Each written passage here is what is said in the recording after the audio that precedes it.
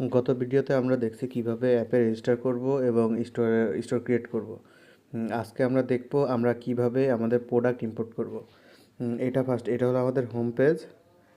এখানে যদি আমরা একটু স্ক্রল করি এখানে দেখব কুইক অ্যাক্সেসের নিচে যে এখানে দেখুন ড্রপ শিপিং নামে একটা অপশন আছে। এখানে 6টা অপশন আছে, 6টা অপশনের ভিতর 3 নাম্বারটা হলো ড্রপ শিপিং অপশন। আমরা যদি এখানে ক্লিক করি, ক্লিক করার পরে এখানে দেখবেন যে ইম্পোর্টেও ক্লিক করলে আসবে বা ইম্পোর্ট প্রোডাক্টে ক্লিক করলেও আসবে। আমরা যদি ইম্পোর্ট প্রোডাক্টে ক্লিক করি, এখানে আপনার পছন্দ মতো প্রোডাক্ট নিতে পারবেন। এখানে প্রায় 3700 প্লাস প্রোডাক্ট আছে। আপনার যে প্রোডাক্টটা পছন্দ, ধরেন আপনার এই মিউজিক সিস্টেমটা পছন্দ, ব্লুটুথ স্পিকার, এটাতে জাস্ট এক ক্লিক করবেন, ইম্পোর্ট হয়ে যাবে আপনার স্টোরে। আমি যদি এখন দেখি আমার স্টোরে ক্রিয়েট হচ্ছে নাকি। এই প্রোডাক্ট যেটা বাইরের যে প্রোডাক্টটা, মানে এখানে এটা হলো আপনার এখানে যেগুলো আপনি ইম্পোর্ট করবেন সেইটা, এই যে এখানে আপনার চলে আসছে।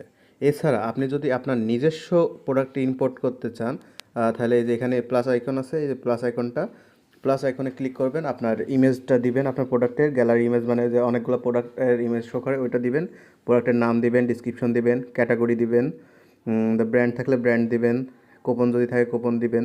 এটা আপনার ব্যক্তিগত বিষয়, কারণ এগুলো ম্যান্ডেটরি না। কিন্তু এই যে পারচেস প্রাইস আর রেগুলার প্রাইস, এটা অবশ্যই দিতে হবে আপনাকে। এসকিউ দিলে দিবেন, স্টক তো অবশ্যই দিতে হবে। আর কোনো ভেরিয়েশন থাকলে ভেরিয়েশন দিতে পারবেন।